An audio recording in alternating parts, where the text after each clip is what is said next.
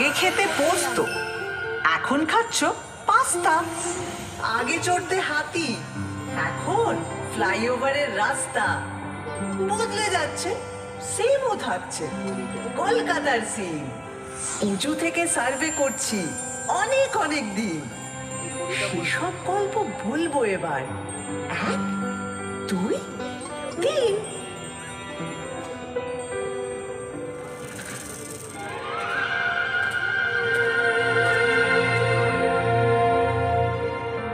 আমায় নিয়ে পট এঁকেছে, এখন হচ্ছে মিম। বয়স হলো 300, 400, হাজার খানেক থিম। কি বলবে আর কি বলবে না, যদিও মেয়েটা ভালোই চেনা, তবু নিজেও ঘুরতে এলাম, দুজন মিলে টিম।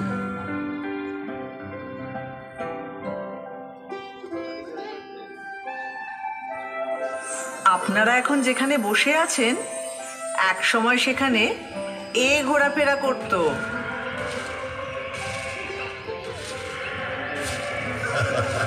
কোথায় জুরাসিক পার্ক আর কোথায় পার্ক স্ট্রিট। এখান থেকে শুরু করলে মোবাইল ফোনে আসতে আসতে 52 এপিসোড লেগে যাবে। তার চেয়ে একটা চেনা জানা ব্ল্যাক অ্যান্ড হোয়াইট দিয়ে শুরু করো। তাহলে এটা দিয়ে করি। একটা গাড়ি সা করে বেরিয়ে এলো 38-2 এলগিন রোডের বাড়ি থেকে 1941 সালের 16 জানুয়ারি রাত্রে, এবং সোজা ঢুকে পড়ল বাঙালির আত্মার ভেতর।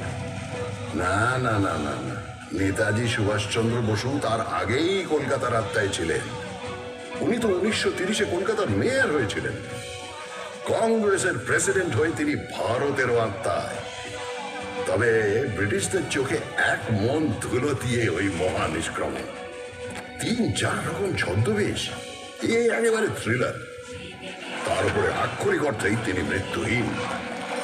এরকম সুপার হিরো কলকাতা আর পায়নি।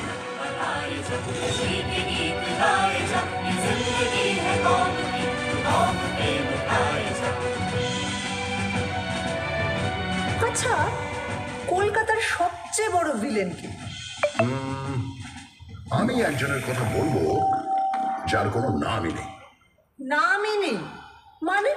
1989 সালে 6 মাস ধরে রাত্রে রাস্তায় শুয়ে থাকা 13 জন গৃহহীন মানুষকে পাথর দিয়ে খুন করে কেউ একজন। মিডিয়া তার নাম দেয় স্টোন ম্যান। যা, এত মরবিড জিনিস দিয়ে ইতিহাস শুরু হবে? আমার মনে হয় সেরা ভিলেন হলেন অমিতাভ বচ্চন। অমিতাভ বচ্চন? কেন? বারে, তিনি কলকাতায় চাকরি করলেন, নাটক করলেন, আর সিনেমাটা কিনা মুম্বাইতে গিয়ে করতে হলো। কি হতো বাংলা সিনেমার নায়ক হলেন? সে তো ক্লিফ রিচার্ডও ছোটবেলায় কলকাতায় ছিলেন, মানে হাওড়ায়, কিন্তু সে তো একই হলো। অত বড় একটা গায়ক এখানে থাকলে হয়তো সুমন চ্যাটার্জির মতো জীবনমুখী শুরু করে দিতেন।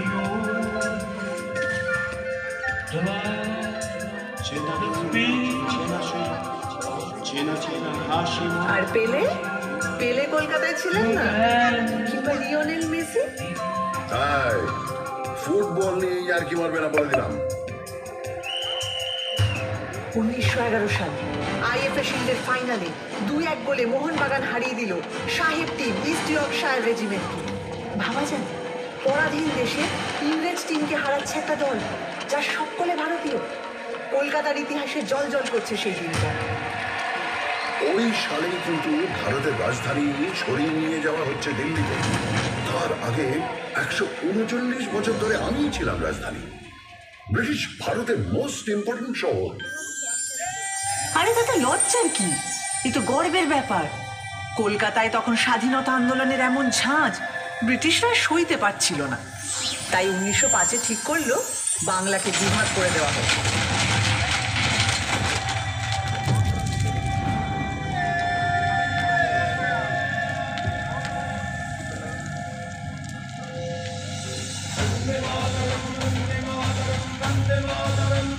লর্ড কার্জন একটা চিঠিতে লিখছেন, কলকাতাকে সফল চক্রান্তের সিংহাসন থেকে সরাতেই হবে।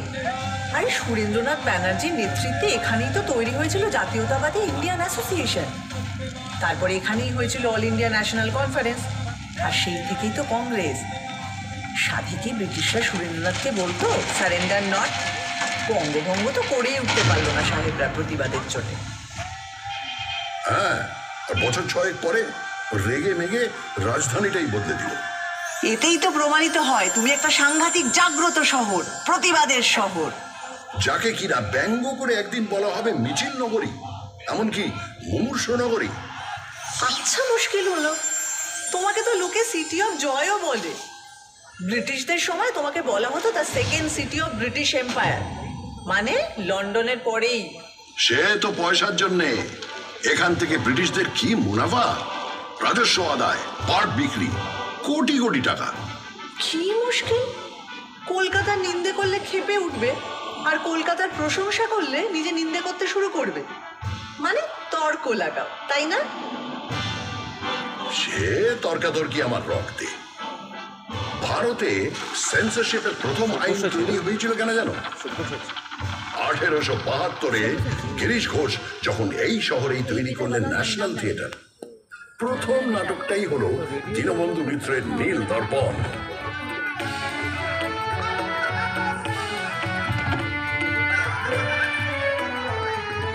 বছর 3 বাদে যখন এই দল সারা ভারত ট্যুর করছে, লখনৌতে নাটকটা হচ্ছে। যে সিনটায় ভারতীয় রায়ত এসে অত্যাচারী নীলকর সাহেবকে মারছে, তা দেখে দর্শকের মধ্যে থাকা ব্রিটিশ সৈন্যরা স্টেজে উঠে সব লন্ডভন্ড করে দিল। তারপরের বছর প্রিন্স অফ ওয়েলস কলকাতায় এসেছিলেন, তাঁকে অভ্যর্থনা করা নিয়ে ব্যঙ্গ নাটক। আবার অত্যাচারী পুলিশ কমিশনারকে নিয়ে স্যাটায়ার। ব্যাস, ড্রামাটিক পারফরমেন্স অ্যাক্ট, সেন্সরের খাড়া। শোনো শোনো, যার সেন্স বেশি তার পেছনে সেন্সর লাগবেই। এটা ভালো বলেছ। 1870-এ যখন জেমস হিকি এখান থেকে প্রকাশ করলেন ভারতের প্রথম খবরের কাগজ দ্য বেঙ্গল গেজেট, সেখানে তিনি লর্ড হেস্টিংসের স্ত্রী লেডি হেস্টিংসের কাজকর্ম নিয়ে অব্দি সাংঘাতিক নিন্দেমন্দ করে লেখা লিখতেন। আর এখনো লিটল ম্যাগাজিনেরা সমস্ত এস্টাবলিশমেন্টকে নিয়ে সেইভাবেই সমালোচনা করে। সারাদিন প্রতিবাদ, রাগ, অথরিটিকে ব্যঙ্গ, এগুলো পেটে গজগজ করে বলে কলকাতার লোকের লিভার খারাপ। মোটেই নয়, সব লিভার খারাপ নয়। এই হাওড়া ব্রিজ, সেটা তো ক্যান্টিলিভার, 1943 থেকে দাঁড়িয়ে আছে।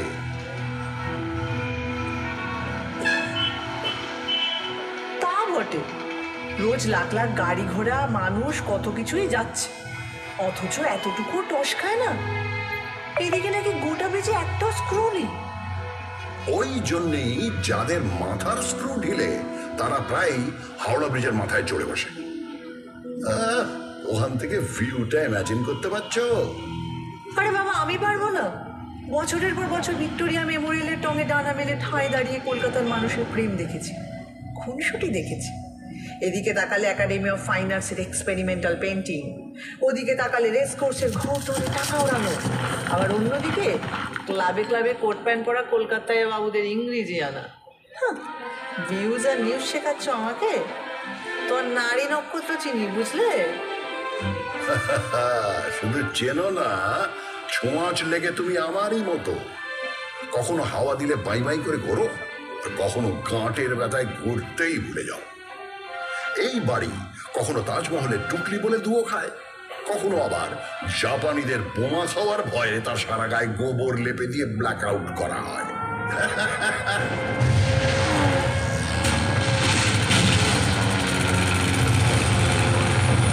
কত হাসির তো কিছু নেই, তোমার মুখে তো কঙ্কালির পোঁছ নেই বাবু।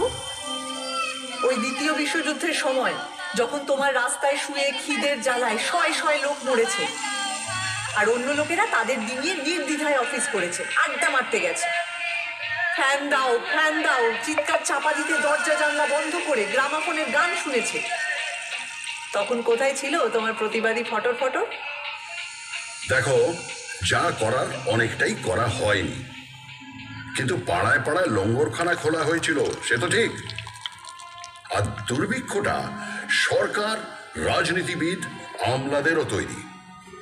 স্বয়ং উইনস্টন চার্চিলও সে দায় এড়াতে পারেন না অতগুলো লোকের মৃত্যুর। যাদের সম্পর্কে তিনি বলেছিলেন, এমনি না খেতে পাওয়া বাঙালিরা আরেকটু না খেতে পেলে বিরাট ক্ষতি নেই। সেটাও মনে রেখো। এও মনে রেখো, বিজন ভট্টাচার্যের অসামান্য নবান্ন নাটক অভিনীত হয়েছিল এই দুর্ভিক্ষ নিয়েই, এই শহরে। তা অবশ্য ঠিক। 1942-এ তৈরি হওয়া আইপিটি, ইন্ডিয়ান পিপলস থিয়েটার অ্যাসোসিয়েশন, ছিল বামপন্থী শিল্পীদের সংগঠন, যা থেকে কলকাতায় কত মণিমুক্ত জন্ম হয়েছে তার ইয়ত্তানে।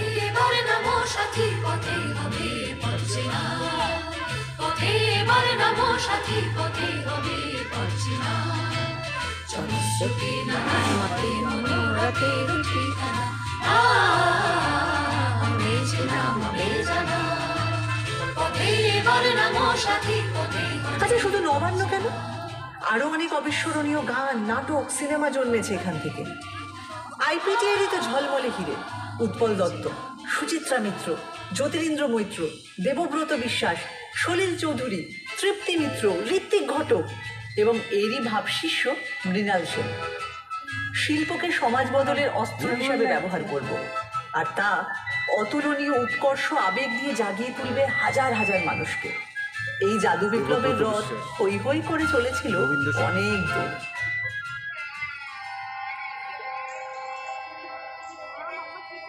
43-এর দুর্ভিক্ষের প্রায় 170 বছর আগে, তখনও তুমি জন্মাওনি। যখন 76-এর মন্বন্তর এসেছিল, সেও তো মানুষেরই তৈরি দুর্ভিক্ষ, ব্রিটিশদের তৈরি দুর্ভিক্ষ।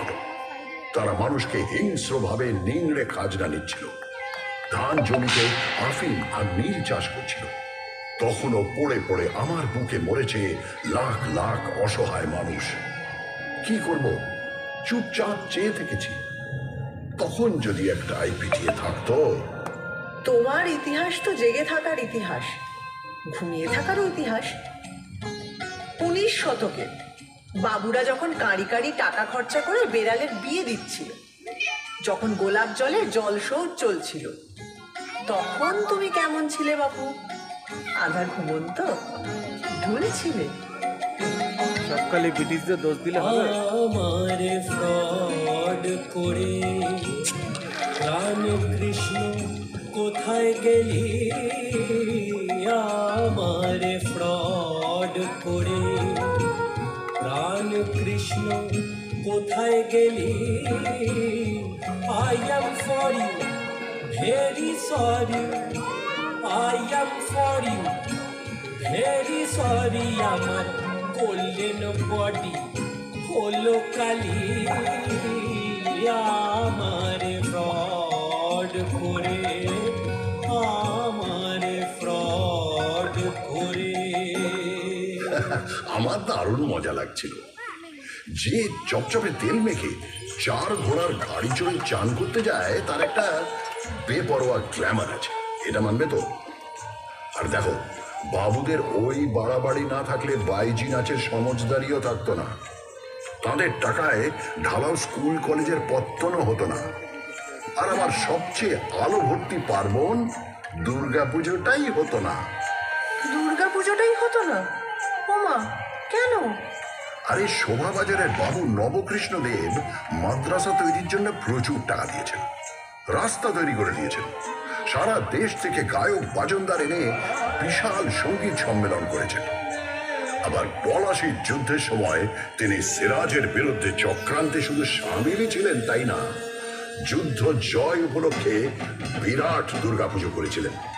সেটাই তো দুর্গাপুজোকে একটা বড় পার্বণ হিসেবে আমাদের সমাজে প্রতিষ্ঠিত করত। এ তো ভারী গোলমেলে ব্যাপার। যে লোক বাংলাকে ইংরেজের হাতে তুলে দিল, সেই লোকই আবার দুর্গাপুজো চালু করলো। একদম। বাংলা ইংরেজদের হাতে কিন্তু যেত না যদি সিরাজউদ্দৌলা 1756 বিশাল বাহিনী নিয়ে আমায় আক্রমণ না করতেন। উনি ইস্ট ইন্ডিয়া কোম্পানির সেনাদের গুড়িয়ে না দিলে ইংরেজরা চট করে একজন নবাবের বিরুদ্ধে ওভাবে যুদ্ধে নামত না। যুদ্ধে নামতো ঠিকই, শুধু প্রপার নাউনগুলো বদলে যেত। ওরা দখল না নিয়ে ছাড়ার জাত নয়।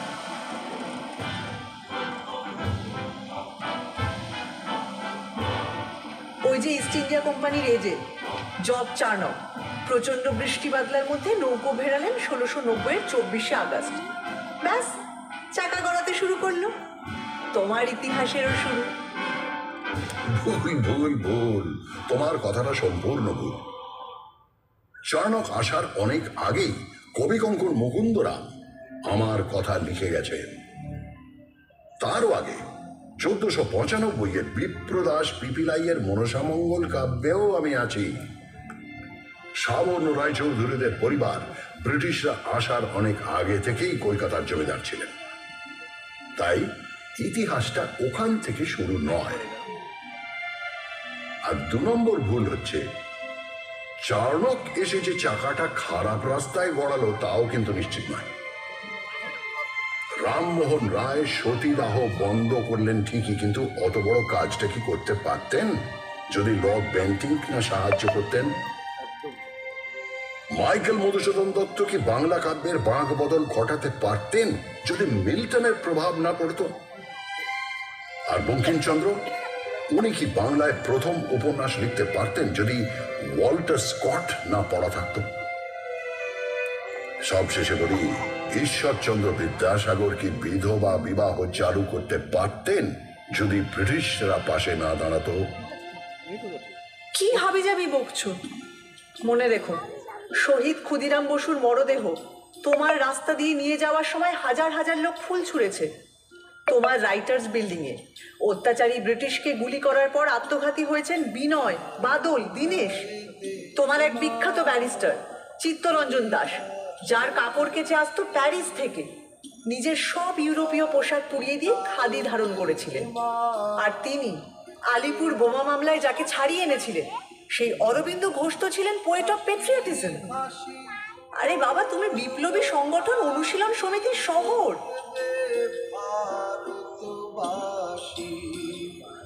আমি হাসি হাসি করব ফাঁসি, দেখবে ভারতবাসী। একবার বিদায় দে মা, ঘুরে আসি। একবার বিদায় দে মা, ঘুরে আসি।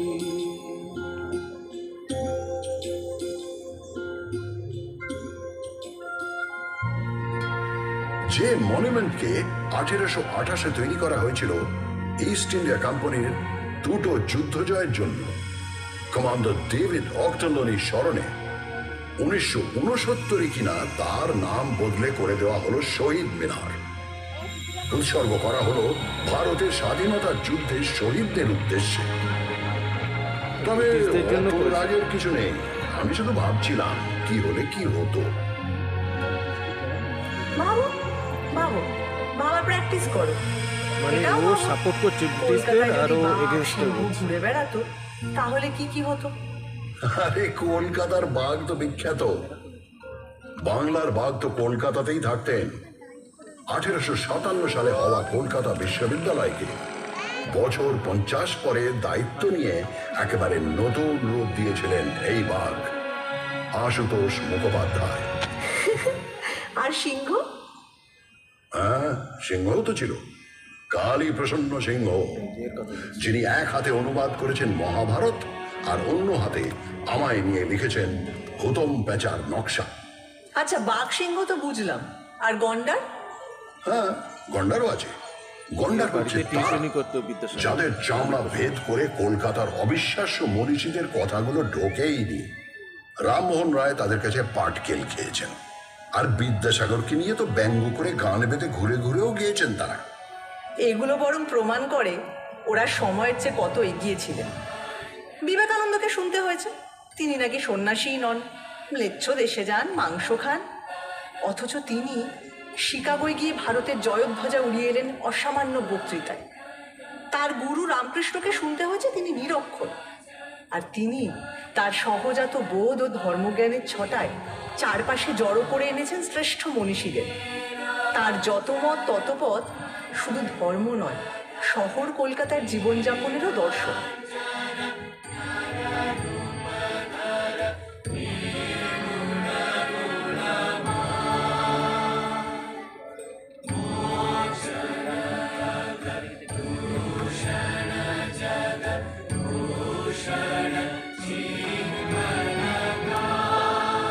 রবীন্দ্রনাথ ঠাকুরকেও কম সইতে হয়নি।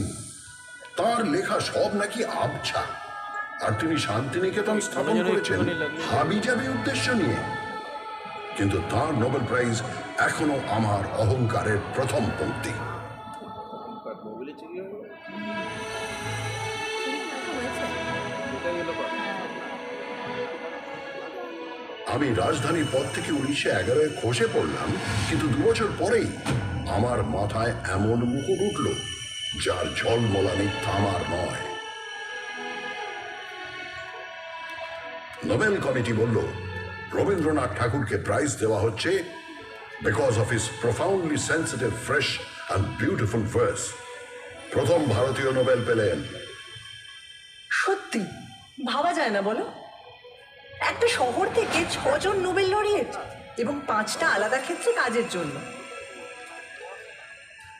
1902-এ পেয়েছেন রোনাল্ড রস চিকিৎসাবিদ্যার জন্য। 1930-এ ফিজিক্সে নোবেল পেলেন সিভি রামান। 1979-তে মাদার টেরেসা পেলেন নোবেল শান্তি পুরস্কার। 1998-তে পেলেন অমর্ত্য সেন ইকোনমিক্সে। ম্যালেরিয়ার মশার আবারও 2019-এ পেলেন অভিজিৎ বিনায়ক বন্দ্যোপাধ্যায়, এবারও ইকোনমিক্সে।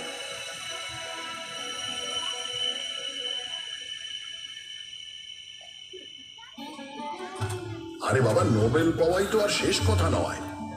নোবেল পাননি তো কি হয়েছে? আমার আকাশে জ্বলজ্বল করছেন বিজ্ঞানী জগদীশ চন্দ্র বসু, যিনি উদ্ভিদ বিদ্যা থেকে রেডিও আবিষ্কার অব্দি ছড়িয়ে দিয়েছেন নিজের প্রতিভা। আচার্য প্রফুল্লচন্দ্র রায়, যিনি প্রথম ইউরোপীয় মানুষ যার সম্মানে ইংল্যান্ডের রয়্যাল কেমিক্যাল সোসাইটি তৈরি করেছে কেমিক্যাল ল্যান্ডমার্ক ফলক। তারপর বলি প্রফেসর সত্যেন্দ্রনাথ বসু, যিনি বোস আইনস্টাইন স্ট্যাটিস্টিক্সের পুরোধা, যার নামে বোসন কণা। এখানেই শেষ নয়, আরো আছে শ্রী প্রশান্ত চন্দ্র মহলানবিশ, যিনি ভারতীয় স্ট্যাটিস্টিক্স চর্চার জনক, প্ল্যানিং কমিশনের অসামান্য কারিগর, যার জন্মদিন এখন ন্যাশনাল স্ট্যাটিস্টিক্স ডে। তাই তুমি থামো তো, এত বিজ্ঞানীদের মেলা বসে গেছে যেখানে, সেটা কিন্তু অবৈজ্ঞানিক হুজুগেরও আঁকড়া। 1857 সাল কলকাতা এলো মরা ফেরার হুজুগ। কেউ বলল এবছর যত লোক মারা গেছে তারা সবাই কালী পুজোর রাতে ফিরে আসবে। কেউ বলল না না না না না, গত 10 বছরে যত লোক মারা গেছে তারা সবাই 15ই কার্তিক ফিরে আসবে। সারা শহরে হইচই পড়ে গেল। প্রচুর লোক অপেক্ষা করতে লাগলো তাদের মৃত আত্মীয়দের জন্য। গানও বাঁধা হলো, মরা মানুষ ফিরে এসেছে, দেখে এলাম রানাঘাটে ভাসতে ভাসতে আসতেছে, গলা সরু পেট মোটা, জল খেয়ে হয়েছে সোনা, ইত্যাদি ইত্যাদি।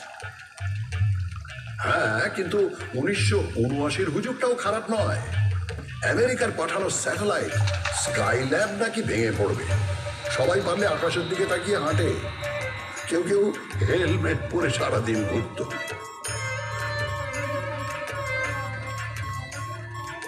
স্কাইল্যাবের টুকরো অবশ্য কয়েকটা পড়েছিল, কিন্তু কলকাতার ধারে কাছে নয়, অস্ট্রেলিয়ার পার্থ আর অন্য কয়েকটা জায়গায়।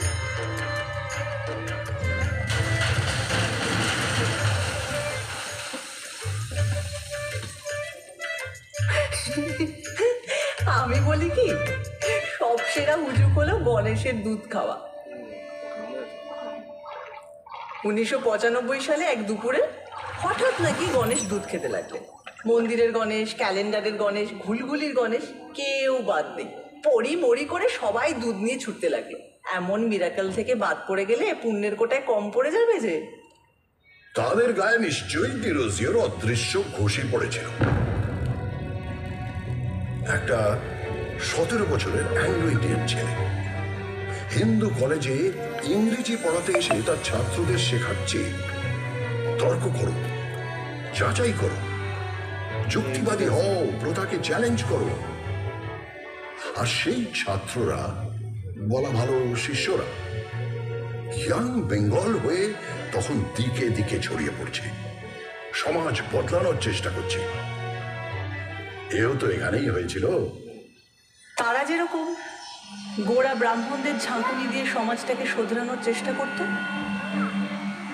70-এর দশকেও একদল ছেলেপুলে নকশাল আন্দোলনের মাধ্যমে সেরকমই একটা ধাক্কা দেওয়ার চেষ্টা করলো, কিন্তু বুলেট আর বোমার প্রতিক্রিয়াও ভীষণ মারাত্মক। আর তখনকার রাজনীতিও ছিল অনেক ঘোরপ্যাচওয়ালা। রাত্রি জুড়ে বোমা আর পুলিশের জিপের শব্দ, আর দিনের বেলা গঙ্গা জুড়ে উজ্জ্বল যুবকদের লাশ ভেসে যাওয়ার দৃশ্য। তোমার গায়ে অনেক গরম রক্ত ছিটকে পড়েছিল। আদর্শ, প্রথা সব হারিয়ে গেছিল নতুন নতুন মুখোশের আড়ালে।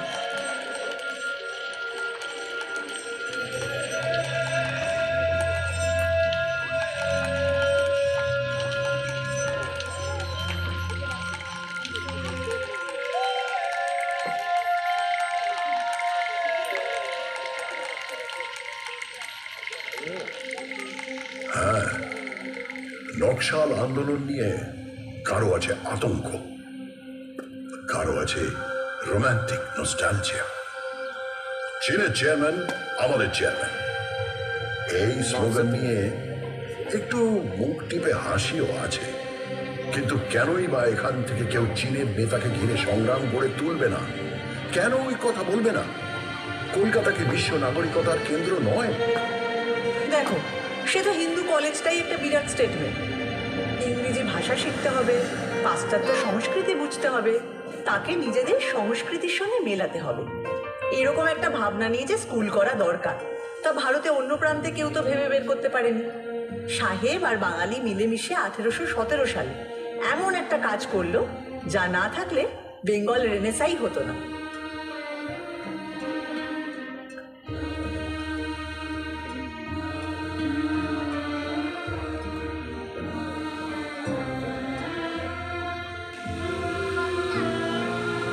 রেনেসাঁর কথা ভাবলে সত্যি দাগ লেগে যায়।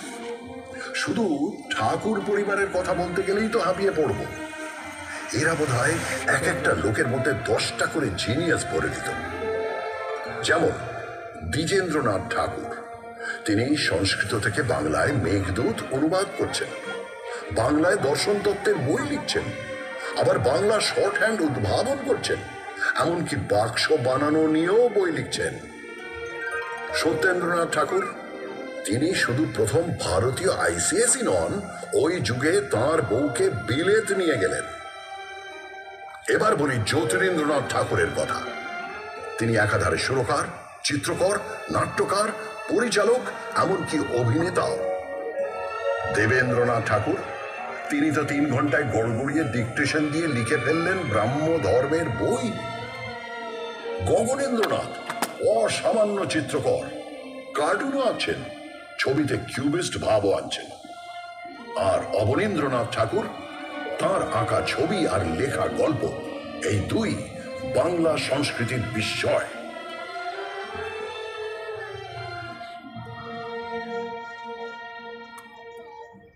কেন রায় পরিবার?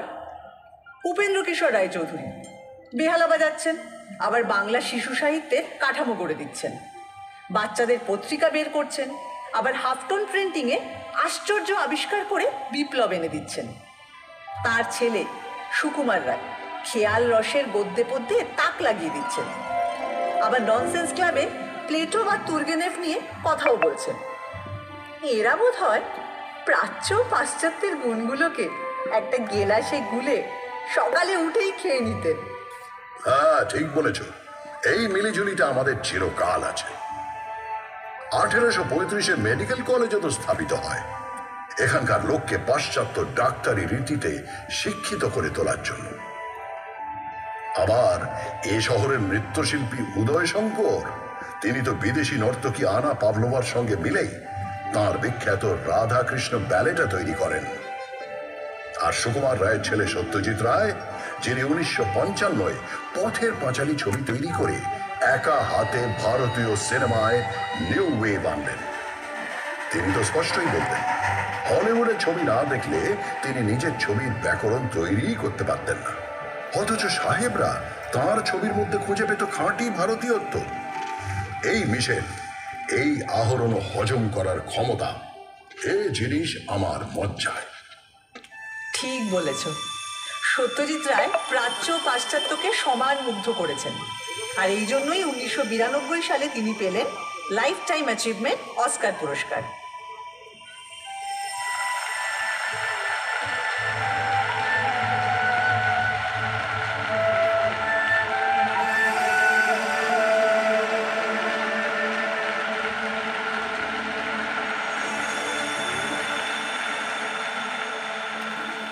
হ্যাঁ, কিন্তু এটা ভুলো না, ওই বছরেই সত্যজিতেরই গোড়ার দিকের ছবির ক্যামেরাম্যান সুব্রত মিত্র তিনি পেলেন Eastman Kodak life time achievement for excellence in cinematography.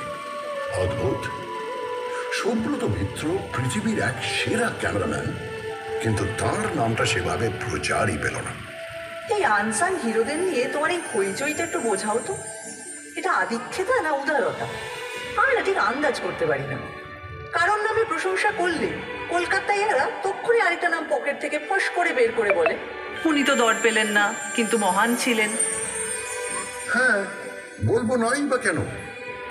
কলকাতার মানুষ যেমন জয়ীকে নিয়ে নাচানাচি করে, তেমনি তথাকথিত পরাজিতকেও তার মূল্য দিতে জানে। যিনি প্রাইজ পাননি, অখ্যাতি নিয়ে মারা গেছেন, তাকেও পুজো করতে জানে। কারণ সে বোঝে একজন স্রষ্টার মূল্য তিনি কতটা সোনা কুড়োলেন তা দিয়ে বিচার হয় না, কতটা সোনা বিলোলেন তা দিয়ে মাপতে হয়। তাই রবীন্দ্রনাথ যতদিন, জীবনানন্দ দাশ ততদিন, সত্যজিৎ রায় যতদিন, ঋত্বিক ঘটক ততদিন, শম্ভু মিত্র যতদিন, বাদল সরকার ততদিন, সুনীল গঙ্গোপাধ্যায় যতদিন, কমল কুমার মজুমদার ততদিন।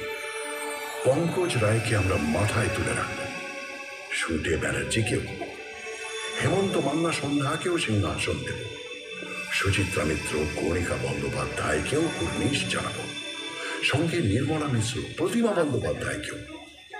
নিখিল ব্যানার্জির সেতারে বুঁদ থাকব। এগুলো হুজুগ নয়, এক্সট্রা সচেতনতা। আচ্ছা, এটা শুধু শিল্পের বেলায় জেগে ওঠে কেন বলো তো? যখন 1947-এ দেশভাগের পর উদ্বাস্তুরা দলে দলে এসে পৌঁছলো এই শহরে, তখন সেই মানুষগুলোকে, সেই মুহূর্তের পরাজিতদের মুখে টেনে নিতে এত অনীহা কেন? তখন তাদের বিদ্রুপ কেন, অবহেলা কেন, বলতে পারো? সে হয়তো গোড়ার দিকে ছিল। তারপর যতই ঘটি বাঙাল লড়াই ফুটবলের মাঠে থাকুক আর রান্নার পাতে থাকুক, সবাই মিলেমিশে এক হয়ে গেছে, এতে তো সন্দেহ নেই। এতেও সন্দেহ নেই যে এই উদ্বাস্তুদের যথোচিত সম্মান দিয়ে তাদের থাকা খাওয়ার সংগ্রামে পাশে দাঁড়ানোর কাজ করেছিল বলে বাম রাজনীতি একসময় অনেকখানি মিশে গিয়েছিল আমার ডিএনএতে। উদ্বাস্তুরা তো আবারও এসেছে বাংলাদেশের মুক্তিযুদ্ধের সময় 1971-এ, এখনো অনেকে আসছেন। কলকাতা তো কাউকে ফেরায় না। তা ঠিক, শেষমেশ সবাইকে নিয়ে কাবাব খায় বা বিরিয়ানি। এই যে দুটো নাম বললে, এই খাবারগুলোই কলকাতায় আসতো না যদি না আরেক পরাজিতকে কলকাতা সসম্মানে ঠাঁই দিত। সেটা আবার কিরকম? ওয়াজিদ আলী শাহ, আউধের নবাব।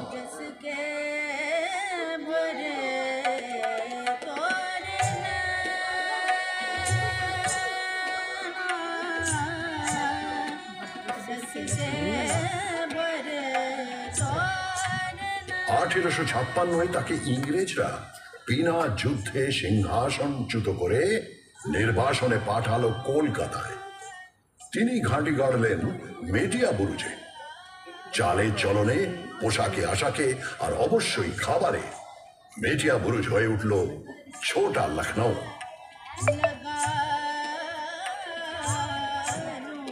এখানকার গান বাজনা নাচ তো প্রভাবিত হলোই, জিভের কোষ আর রান্নার হাঁড়ি প্রভাবিত হলো তার চেয়েও বেশি। এখন যে কলকাতার রাস্তার ধারে ধারে কাবাব আর বিরিয়ানির দোকান, তার মূলে ওই অগৌরবের নির্বাসন।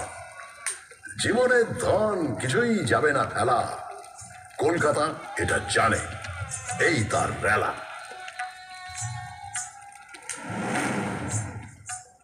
এই রেলাটালা কোথায় চলে যায় যখন 1946-এর দাঙ্গার কথা মনে পড়ে যায়? সেই হিন্দু মুসলিম দাঙ্গা প্রায় 1 সপ্তাহ ধরে চলেছিল।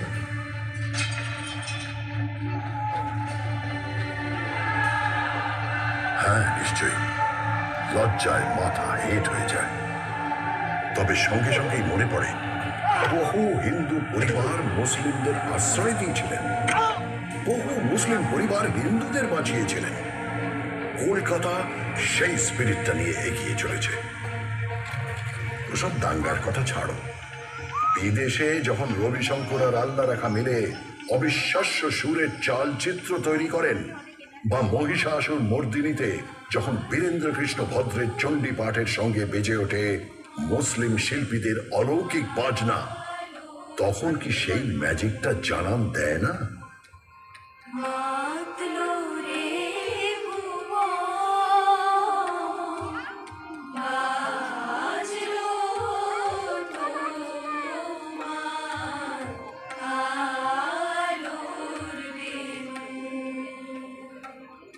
জানো, আমার না মনে পড়ে গেল ম্যাজিশিয়ান পিসি সরকারের কথা। একবার নাকি তার ম্যাজিক দেখতে সবাই এসেছে, কিন্তু 10 মিনিট হয়ে গেছে ম্যাজিশিয়ানের আসার নামই নেই। সবাই অস্থির, অধৈর্য। হঠাৎ সবাই শুনতে পেল, হিয়ার আই অ্যাম। চমকে তাকিয়ে দেখলো মঞ্চে তিনি বললেন, ঠিক সময়ই তো এসেছি, ঘড়িটা দেখুন তো। চমকে তাকিয়ে সবাই দেখলো ঘড়ির কাঁটা পিছিয়ে গিয়েছে 10 মিনিট। সব ঠিক আছে।